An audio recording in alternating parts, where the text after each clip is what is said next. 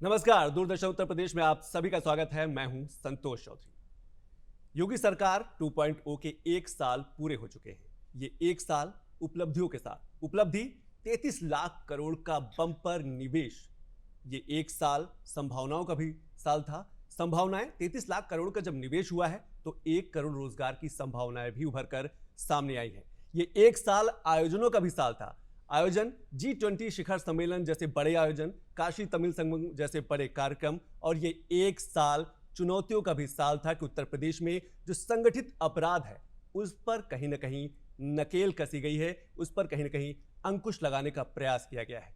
तो योगी सरकार 2.0 के इस एक साल पर आज हमारे साथ बात करने के लिए बेहद खास मेहमान है, उनका हम परिचय करा दें। हमारे साथ उत्तर प्रदेश के उप मुख्यमंत्री केशव प्रसाद मौर्य जी हैं। सर, बहुत बहुत स्वागत है आपका। धन्यवाद।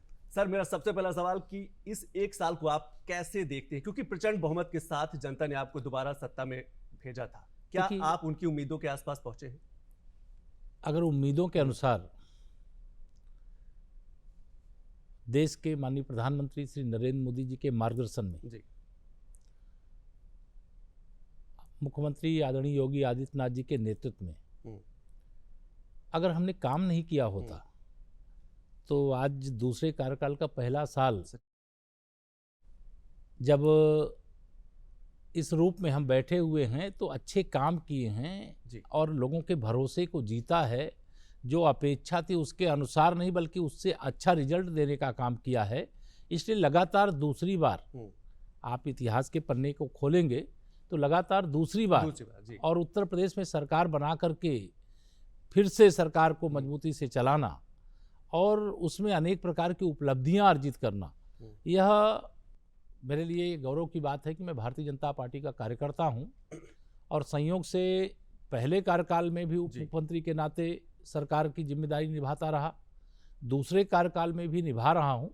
लेकिन यह जो अगर एक साल के लिए कहें या 6 साल के लिए कहें, ये उत्तर प्रदेश के लिए बेमिसाल रहे। हम बीमारू राज्य से एक विकसित प्रदेश की ओर आगे बढ़ चले हैं।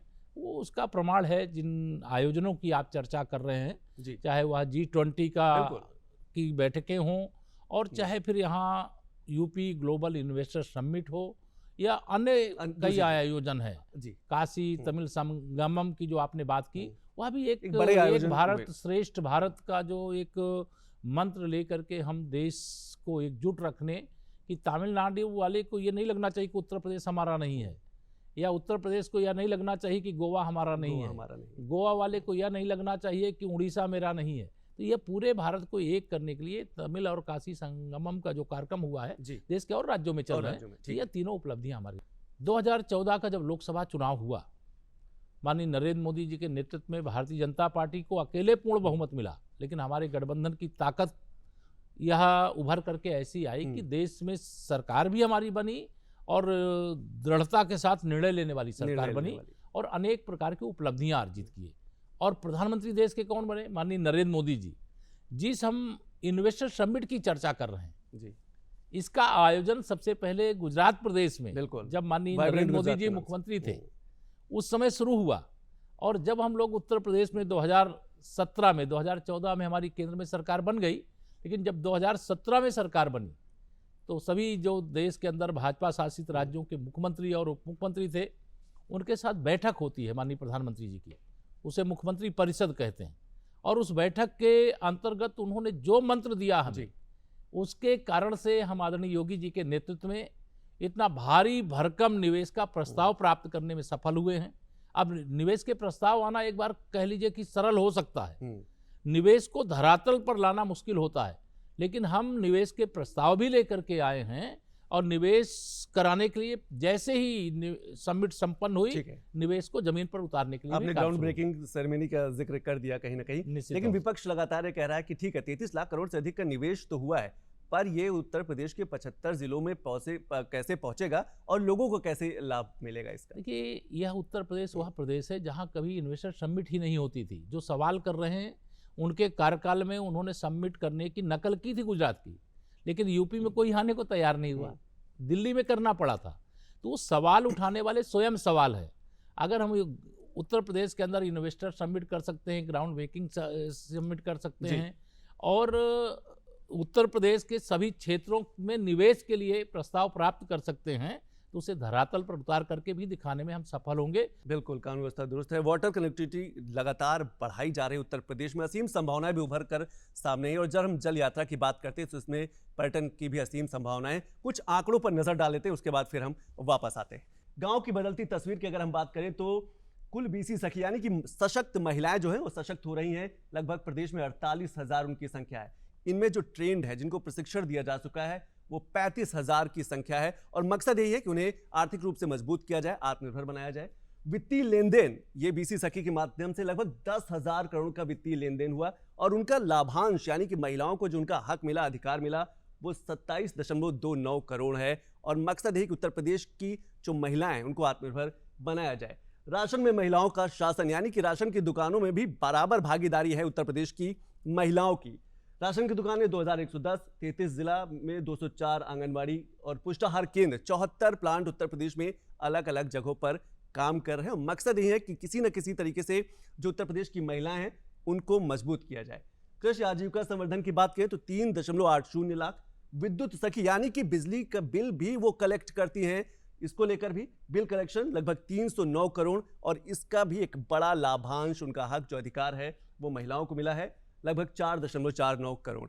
केशव प्रसाद जी, कैसे देखते हैं, क्योंकि महिलाओं की जो भागीदारी है, प्रधानमंत्री जी भी लगातार कह रहे हैं कि महिलाओं की भागीदारी और बढ़ाने की जरूरत है। उत्तर प्रदेश में हमें लगता है कि अलग अलग सेक्टर में महिलाओं की काफी बड़ी भागीदारी है। देखिए, ये माननीय प्रधानमंत्री जी की ही प्रेरणा है जी कि आज उत्तर प्रदेश में महिला सशक्तिकरण की दृष्टि से जी हम कई राज्यों को पीछे छोड़ चुके हैं।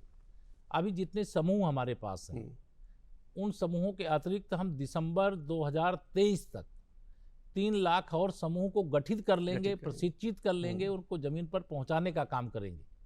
यह जो समूह बनते हैं उन्हीं के माध्यम से हमें बीसी सखी, बैंक सखी, विद्युत सखी, यह सारे अलग अलग क्षेत्रों में काम करने वाली बहनें हमको मिलती हैं। उनके आधार पर जब हम उनको एक नए प्रकार का कारोबार करने का अवसर देते हैं तो गर्वपूर्वक मैं कह सकता हूं कि पुरुषों की तुलना में महिलाओं का रिजल्ट अच्छा है। और जब भी कोई काम, आज उत्तर प्रदेश की दृष्टि से अगर मैं बात करूं तो एक स्वभाव बन गया था कि घर में अगर कोई पुरुष है तो वह कमाएगा और बाकी पूरे घर के लोग खाएंगे।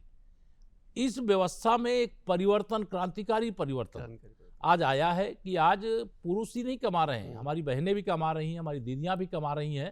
तो आज महिला सशक्तिकरण की दृष्टि से उनके अंदर एक अलग प्रकार से प्रतिभा देखने को मिल रही है कि हम जितना अधिक महिलाओं का सशक्तिकरण करेंगे, परिवार का सशक्तिकरण होगा, गांव का सशक्तिकरण होगा, हमारे उन जिलों का सशक्तिकरण होगा, फिर प्रदेश का, और प्रदेश सशक्त होगा तो देश सशक्त। बिल्कुल बिल्कुल। एक चीज और मैं आपसे, क्या राजनीतिक संरक्षण जो पहले कभी अपराधियों को मिला करता था, उत्तर प्रदेश के किसी भी कोने में कोई अपराधी अपराध करता था, वो लखनऊ की तरफ देखता था, क्योंकि उसको लगता था कि वहां से उसे संरक्षण मिल जाएगा। ये राजनीतिक संरक्षण कम हुआ है। देखिए, मैं खुलेआम ये आरोप भी लगा सकता हूं और अपनी सरकार की उपलब्धि के रूप बता भी सकता हूं।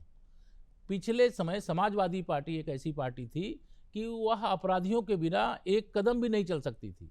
जिन अपराधियों को जेल में होना चाहिए, जिन अपराधियों को पुलिस की वर्दी देख करके भाग करके अपनी जान बचाना चाहिए था, वह अपराधी थाने में बैठ करके, एसएसपी कार्यालय में बैठ करके, डीआईजी कार्यालय में बैठ करके, डीजीपी कार्यालय में बैठ करके निर्देश देते थे।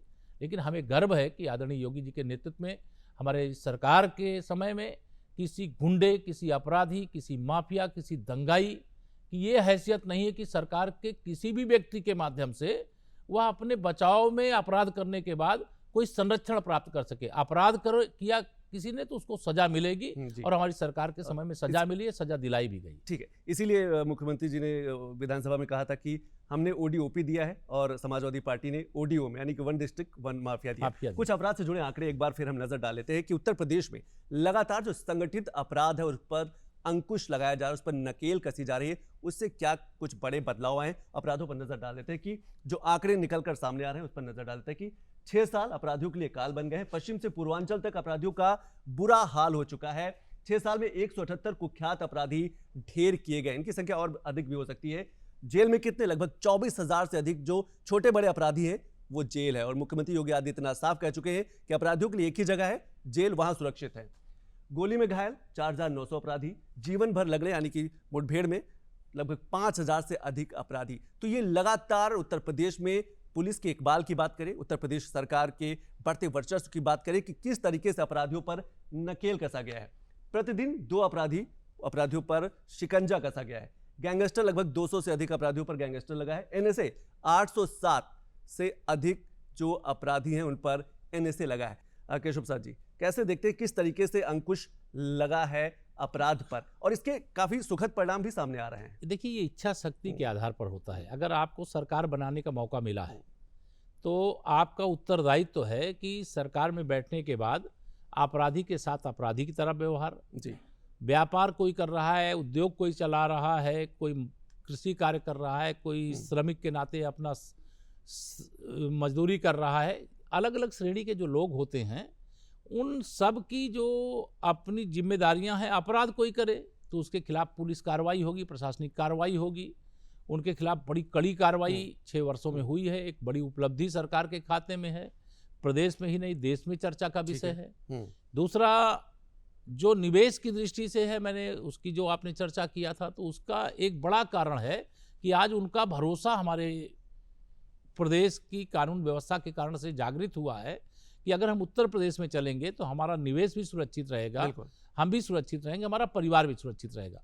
तो अपराधियों के खिलाफ जो सख्त कार्रवाई की गई है उसी का परिणाम है कि उत्तर प्रदेश की जो छवि पूरे देश में खराब कर देने का काम किया गया था, आज माननीय प्रधानमंत्री श्री नरेंद्र मोदी जी के मार्गदर्शन में, आदरणीय मुख्यमंत्री योगी आदित्यनाथ जी के नेतृत्व में उस छवि को हम लोगों ने सुधारने में कामयाबी हासिल की। ठीक है, अपराध की छवि सुधरी है, लेकिन जो युवा है वो रोजगार की भी उम्मीद करता है, क्योंकि वो सुन रहा है अखबारों के माध्यम से, इतना बड़ा कार्यक्रम हुआ global investor summit, 33 lakh crore का निवेश हुआ है। युवा अपनी भूमिका कहां पर देखता है कि युवाओं को कैसे रोजगार मिले? अगर आप कोई छोटा से छोटा कारोबार करना चाहे कि हम रेहड़ी पटरी का ही कोई कारोबार करेंगे, तो आधार कार्ड के आधार पर पहली किस्त के रूप में पीएम स्वनिधि के माध्यम से वो 10,000 रुपए ऋण ले सकता है बैंक से, और उसकी अगर वो बैंक के साथ लेन देन सही तरीके से चला तो वो फिर दूसरी किस्त के रूप में वो 20,000 ले सकता है, वो बढ़ता जाता है।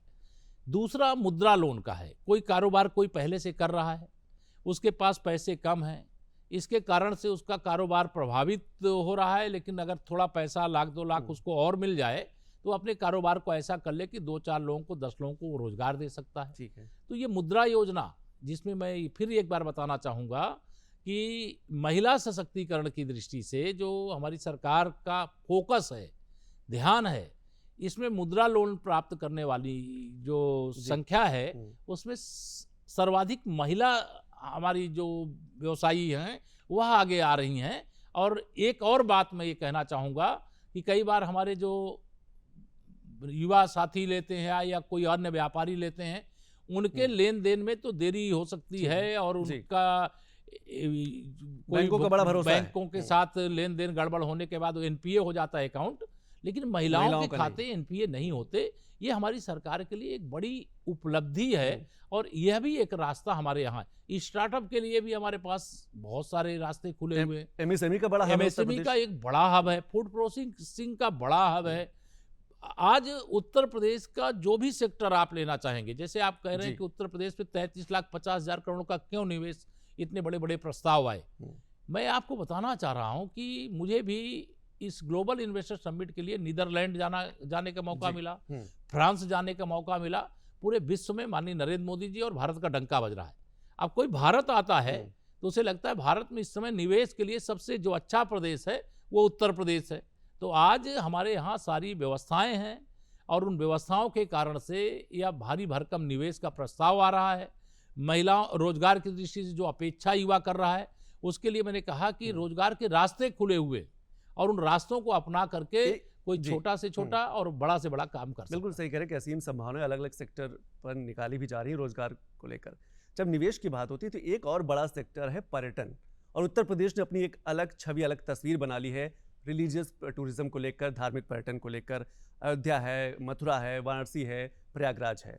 एक 2021-22 का आंकड़ा मैं आपको बता दूं कि 24 करोड़ से अधिक लोग उत्तर प्रदेश आए और घूम के वापस चले गए। ये 24 करोड़, लगभग उत्तर प्रदेश की आबादी 24 से 25 करोड़ है। क्या आप मानते हैं कि उत्तर प्रदेश की जो तस्वीर है वो बहुत तेजी से बदल रही है? हाँ, निश्चित बदल रही है। ये जो आंकड़े आप बता रहे हैं, इस आंकड़े के साथ मैं एक चीज़ और जोड़ देना चाहता हूँ। अभी उत्तर प्रदेश की उपलब्धि, अगर काशी में बाबा विश्वनाथ जी का धाम जी बन करके तैयार हुआ है, तो वहाँ पर पहले 10,000 से 20,000 के बीच में प्रतिदिन लोग आते थे जी। एक तो बाबा विश्वनाथ जी का धाम भी है, वहाँ सारनाथ में भी भगवान तथागत का भी स्थान है जी तो देशी और विदेशी दोनों प्रकार के पर्यटक वहाँ पर आते थे। जहाँ 10 से 20,000 लोग रोज आते थे, आज उसी काशी में 2 लाख से 3 लाख लोग रोज रोज आ पहुंच रहे हैं। अयोध्या के बारे में अभी रामलला का भव्य मंदिर निर्माण का कार्य चल रहा है। जैसा बताया गया है कि 2024 में रामलला वहाँ विराजमान हो जाएंगे, जहाँ उनका जन्म स्थान है, जो चिन्हित है, जो भव्य मंदिर निर्माण हो रहा है। वहाँ पर भी पहले यही संख्या थी कि पहले 10,000 से 20,000 लोग प्रतिदिन आते थे। इस समय वहाँ 2 लाख से 3 लाख लोग प्रतिदिन आ रहे हैं। ऐसे ही जितने भी हमारे, चाहे प्रयागराज हो, चाहे चित्रकूट धाम हो, चाहे विंध्याचल धाम हो, चाहे नैमिषारण्य हो, चाहे गोरखपुर हो, और चाहे हमारे बड़ी संख्या प्रदेश में लोग के पहुंचे। जो भी महत्वपूर्ण केंद्र हैं, धार्मिक दृष्टि से भी जो केंद्र हैं या अन्य दृष्टि से भी जो पर्यटन की संभावनाओं वाले स्थान हैं, वहाँ पर आज इतनी बड़ी संख्या में लोग आ रहे हैं। मुझे तो स्पष्ट लग रहा है कि लाखों की संख्या में नहीं, बल्कि करोड़ों की संख्या में पर्यटन के क्षेत्र में रोजगार के अवसर हमारे युवाओं का इंतजार कर रहे हैं। बिल्कुल सही कह रहे हैं कि ढेर सारे अवसर उभर कर सामने आ रहे हैं। लेकिन जब हम आध्यात्म की बात कर रहे हैं, तो आध्यात्म से अर्थव्यवस्था कितना प्रभावित हो रही है, कितनी मजबूती मिल रही, इस पर भी एक नजर डाल लेते हैं कि आध्यात्म से अर्थव्यवस्था तक का जो सफर है। वाराणसी की बात करें तो 5,404 करोड़ रुपए इस बार के बजट की हम बात करें, इस बार का बजट निवेश ग्लोबल इन्वेस्टर समिट की बात करें, गोरखपुर में 1,764 करोड़ रुपए का निवेश प्रस्ताव है, 79 MOU साइन हुए। मथुरा 1,050 करोड़ रुपए, 78 MOU साइन हुए हैं। ये आध्यात्म से अर्थव्यवस्था को बढ़ावा देने की बात है कि लोगों का भरोसा कितना बढ़ा है। प्रयागराज 1,020 करोड़ रुपए और कई MOU साइन हुए। चित्रकूट 826 करोड़ रुपए, 126 MOU साइन हुई। और खासतौर से कुछ महत्वपूर्ण जो जिले हैं, हम चाहे मथुरा की बात करें, प्रयागराज की बात करें, वाराणसी की बात करें, अयोध्या की बात करें, इन पर बड़ा भरोसा बढ़ा है। प्रधानमंत्री ने भी गंगा विलास की शुरुआत की, टूरिज्म को बढ़ावा देने के लिए शुरुआत की। क्या आपको लगता है इसमें भी असीम संभावनाएं हैं? आप हमारे उत्तर प्रदेश के ही बहुत सारे लोग जब छुट्टियों का समय आता है तो कहाँ जाते हैं? तो कोई गोवा जाता है, कोई मुंबई जाता है, तो कोई अंडमान निकोबार जाता है। क्यों जाता है? कि जो गंगा विलास क्रूज, जो दुनिया का सबसे बड़ा क्रूज है, वो जब काशी से चल करके और कलकत्ता की ओर बढ़ा तो तमाम विरोधी हमारे सवाल भी उठाए। उनको यह पता ही नहीं है कि हमें क्या सवाल उठाना चाहिए, क्या सवाल नहीं उठाना चाहिए। देखिए उसमें दो, एक तो जो ऐसा मतलब गंगा विलास क्रूज जैसे क्रूजों में यात्रा करेगा, निश्चित तौर से उसके जेब में पैसा है और अधिक खर्चा करना पड़े, खर्चा करने की क्षमता है। तो अभी तो काशी से कलकत्ता और दुनिया के दूसरे देशों के अंदर भी जाने का रास्ता बना है। आने वाले समय में अयोध्या के रास्ते भी लोग आएंगे। आने वाले समय में प्रयागराज का कुंभ 2024 में जो 2025 में होने जा रहा है। 2019 में 24 करोड़ लोग आए थे, 24 करोड़ लगा, और 2025 में हम लोगों को उम्मीद है कि लगभग 50 करोड़ लोग आएंगे। विकास की तो बात के लिए कुछ सियासत की भी बात कर लेते हैं। आपको लगता नहीं कि उत्तर प्रदेश की हम बात करें या केंद्र की बात करें, विपक्ष की भूमिका धीरे धीरे घटती जा रही है, विपक्ष धीरे धीरे सिमटता जा रहा है? आप इतना स्पेस ही नहीं दे पा रहे कि विपक्ष कुछ अपनी लोकतांत्रिक उसमें भूमिका अदा कर सके? विपक्ष में भारतीय जनता पार्टी भी थी, ऐसा नहीं कि हम विपक्ष में नहीं थे, सदा सत्ता में थे जी। लेकिन विपक्ष का जो रचनात्मक दायित्व होता है, विपक्ष की भूमिका है कि सरकार के द्वारा जो नीति बनाई जा रही है उसमें जो खामियां हैं उसको निकाले जनहित में, और सरकार उन खामियों को सुनकर के उनका समाधान करे। लेकिन आज देश का विपक्ष जी, प्रदेश का विपक्ष एक सूत्री एजेंडा लेकर के चल रहा है कि केवल भाजपा का विरोध करना है, मोदी जी का विरोध करना है, योगी जी का विरोध करना है, और इस के कारण से वो सारी सीमाएं लांघ जाते हैं। और जिसके परिणाम क्या होते हैं कि उससे देश को नुकसान होता है। जो देश की वर्तमान पीढ़ी है, जब इस प्रकार का दृश्य देखती है कि कोई भारत में राजनीति कर रहा हो और विदेश में जाकर के ये कहे कि भारत में लोकतंत्र खतरे में है, ऐसे श्री राहुल गांधी जी का मैं स्पष्ट तौर से नाम लेता हूं कि, और फिर उसकी प्रशंसा उसी कांग्रेस पार्टी के जो तमाम सीनियर लीडर हैं उसकी प्रशंसा करने लगते हैं। देश को बदनाम करने का काम दुनिया के किसी देश में जाकर के अगर कोई भी नेता करे वह गलत है, उसको देश से माफ़ी मांगनी चाहिए। और प्रदेश को बदनाम करने का काम हमारे उत्तर प्रदेश के पूर्व मुख्यमंत्री श्री अखिलेश यादव जी कर रहे हैं पूरे देश के अंदर। तो लेकिन देश और प्रदेश को बदनाम करने के लिए दो नेता, जैसे एक कांग्रेस के राहुल गांधी जी और समाजवादी पार्टी के अखिलेश यादव जी। लेकिन अखिलेश जी ने कहा कि लोकसभा में 50 सीटों को उन्होंने लक्ष्य लिया। आपने कहा कि 50 में से, उस फिगर में से 5 हटा दीजिए, शून्य ही आएंगी। नहीं, मैं जो कहा हूँ वो 2024 में आपको दिखेगा, क्योंकि जनता समाजवादी पार्टी को पसंद नहीं करती।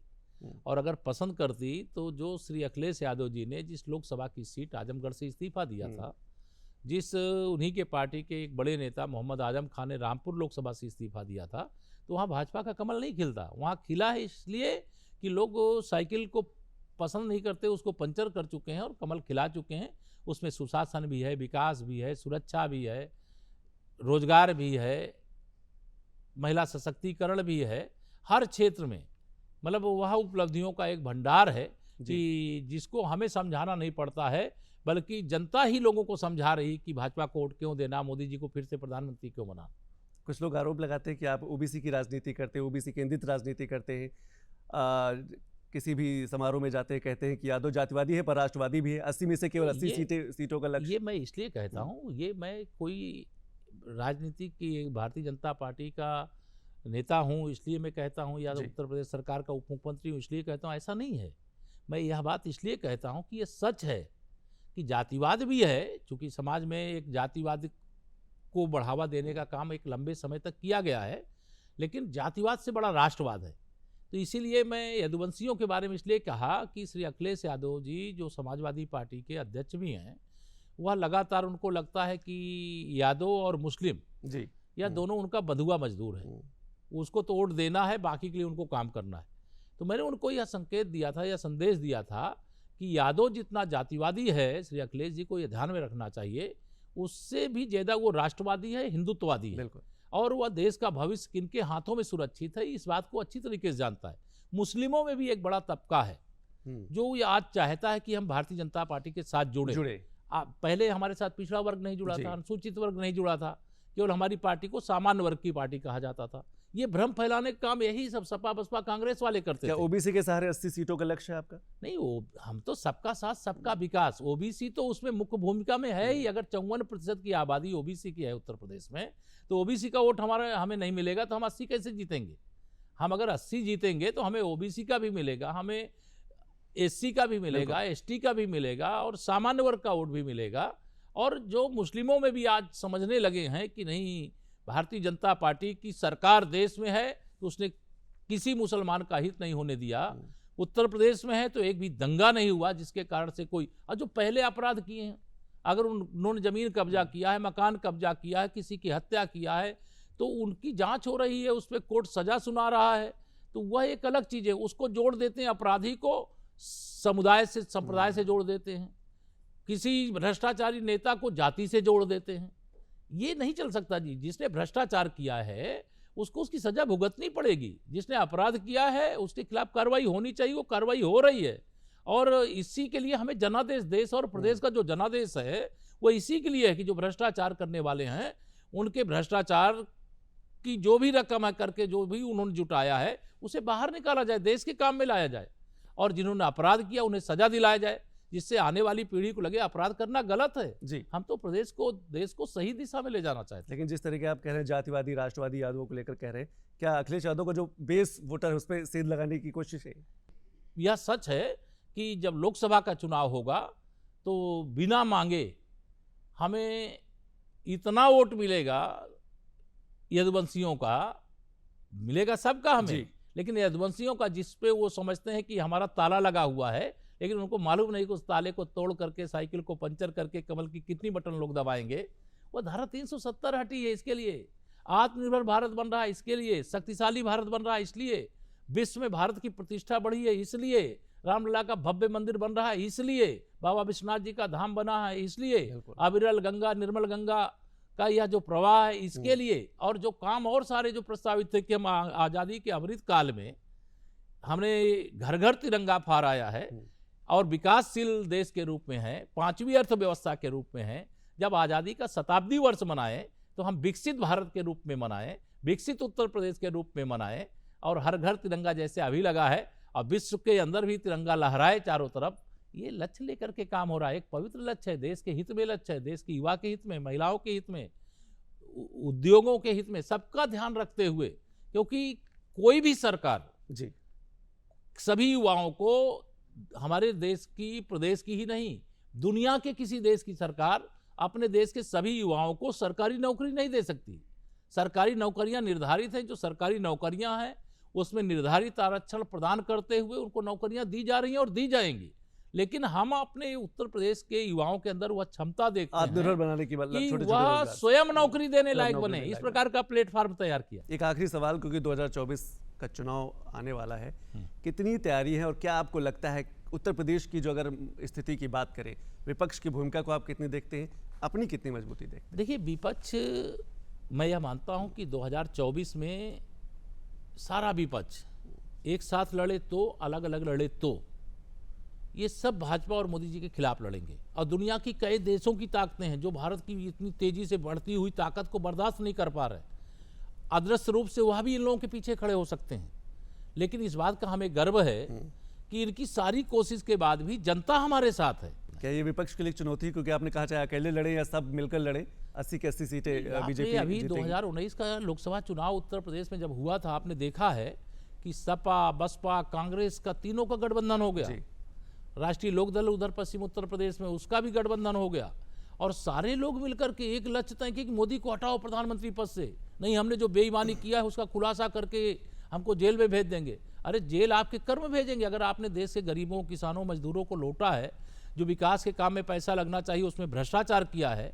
1 रुपया कहते थे कि दिल्ली से भेजते हैं तो जिसको लिए भेजते हैं 15 पैसे पहुंचता है, और हमारे प्रधानमंत्री माननीय नरेंद्र मोदी जी ने 25 लाख करोड़ रुपया दिल्ली से डीबीटी के माध्यम से भेजा है, और जिनके लिए भेजा है पूरा 25 लाख करोड़ रुपया पहुंचा है। तो यह सारे हमारे विरोध में थे, हमारे विरोध में हैं, हमारे विरोध में रहेंगे। इसके बाद भी कमल खिलेगा। हमारा संगठन सबसे मजबूत है, सारे विरोधी दलों का जो संगठन है बूथ पर, आप उनकी ताकत का 10 बूथ निकाल करके देख लीजिए, उनके पास जितने कार्यकर्ता नहीं, गुंडे होंगे, अपराधी होंगे, भ्रष्टाचारी होंगे, हमारे पास देश के हित में काम करने वाले समर्पित कार्यकर्ताओं की फौज होगी। बिल्कुल फौज होगी। और पिछले कई वर्षों से देखा जा रहा है, लगभग पिछले 6 सालों से देखा जा रहा है कि उत्तर प्रदेश जो है लगातार नए नए रिकॉर्ड बना रहा है। जहां 33 लाख करोड़ का एक नया जो निवेश की बात करिए, अपने आप में एक रिकॉर्ड है। अपराधियों पर लगातार अंकुश कसा जा रहा है, ये एक नया रिकॉर्ड बन रहा है, क्योंकि पहले उत्तर प्रदेश की ऐसी तस्वीर नहीं हुआ करती थी। अलग अलग सेक्टर में संभावनाएं तलाशी जा रही हैं रोजगार को लेकर, ताकि जो $1 ट्रिलियन का लक्ष्य है उत्तर प्रदेश का,